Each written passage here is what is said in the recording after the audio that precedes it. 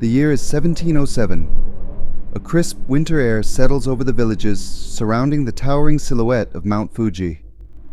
Farmers work the frosted fields, unaware of the ominous signs brewing beneath their feet. The earth has grown restless in recent days, rumbling faintly, as if whispering a warning. The sky above remains eerily clear, but the mountain, so often revered for its majesty, somehow feels different today. That difference is something beneath this calm facade. At first, the ground shifts subtly, a faint vibration that could almost be dismissed as the wind stirring beneath the cold winter sky. But the trembling grows, spreading in waves through the earth, uneasy and relentless. People pause, their breaths visible in the frigid air, as the sensation builds, ominous but unshakable. Birds, sensing what humans cannot, begin to rise in scattered flocks.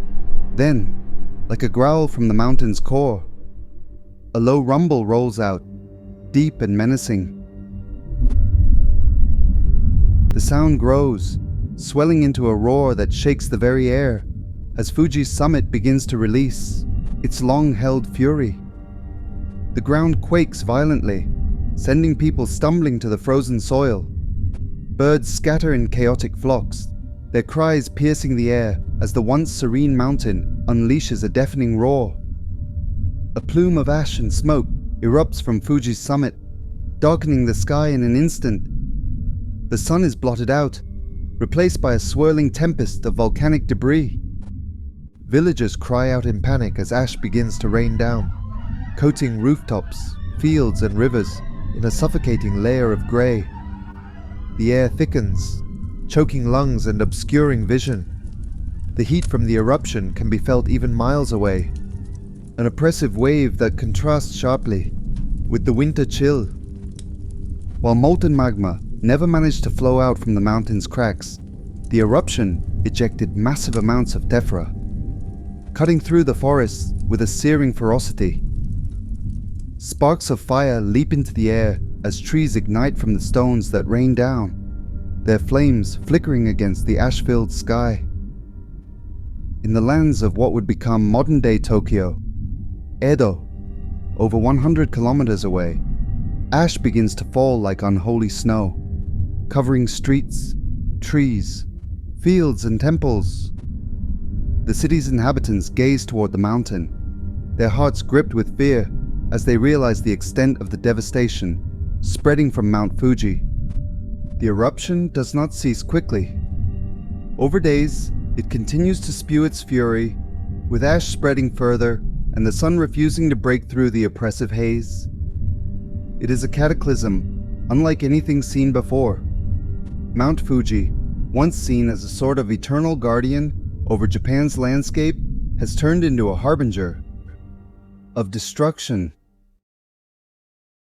Over the centuries, Mount Fuji has stood as a beacon of strength and grace, its majestic peak inspiring awe and reverence. Yet, beneath its serene beauty lies a force of nature that demands respect, a reminder that even the most tranquil of giants can stir with untold power. This eruption, known as the Hoei eruption, was Mount Fuji's most recent, occurring from December 16, 1707 into early 1708. It left an indelible mark on the landscape, the lives of those in its path, and the very soil of Japan itself. It was Fuji's largest recorded eruption, ejecting approximately 800 million cubic meters of ash and debris. The volcanic ash spread over vast areas, reaching as far as Edo, now Tokyo, nearly 100 kilometers away, where it accumulated several centimeters thick. Its impact on agriculture was a devastating one, as the volcanic ash that fell over cultivated fields caused mass crop failures, resulting in famine in the years to come. Volcanic eruptions occur due to the movement of tectonic plates beneath the Earth's surface. Japan lies along the Pacific Ring of Fire, a region characterized by active plate tectonics. Here, the Pacific and Philippine sea plates subduct beneath the Eurasian plate, leading to magma formation. This magma rises through the Earth's crust, and when pressure becomes too great, it results in an eruption. If Mount Fuji were to erupt today, the consequences could be severe for cities like modern-day Tokyo. In fact, there are reports the government and various municipalities of Japan are actively considering new measures to limit ashfall damage in just such an event. The extent of a damage done by a modern-day eruption would seriously depend on factors like the eruption's magnitude. So, what are the chances of a modern-day eruption? While it's challenging to predict the exact probability of an eruption within a specific time frame, scientists monitor various indicators to assess volcanic activity, though recent studies have observed increased seismic activity around Mount Fuji. For instance, research published in 2023 indicates that Mount Fuji may have erupted more frequently in the past than previously thought, with 6 eruptions occurring between 5050 and 3900 years ago. While these findings suggest some volcanic activity, they don't provide a clear probability of an imminent eruption. The Japan Meteorological Agency continues to monitor Mount Fuji, analyzing seismic data and other geological indicators to assess the volcano's status. And as said, Japan is actively planning measures to prepare Tokyo for a potential eruption of Mount Fuji, mainly focusing on mitigating the impact of volcanic ash, evacuation planning, and infrastructure resilience.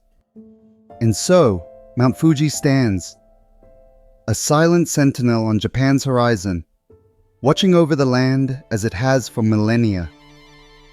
Its beauty inspires art, faith, and wonder. But its silence is not a promise of peace, it is a reminder of nature's power, unpredictable and immense. As science advances and preparations improve, humanity may perhaps one day fully understand and prepare for what lies beneath its surface. But for now, Fuji remains both a symbol of timeless tranquility and a quiet force of reckoning, one that commands not just admiration, but respect. Thank you for watching. If you enjoyed this video or found it informative, please consider giving me a thumbs up or checking out some of my other videos by clicking the link in the description below or checking out my channel. It would mean a lot to me. Thank you again, and until next time.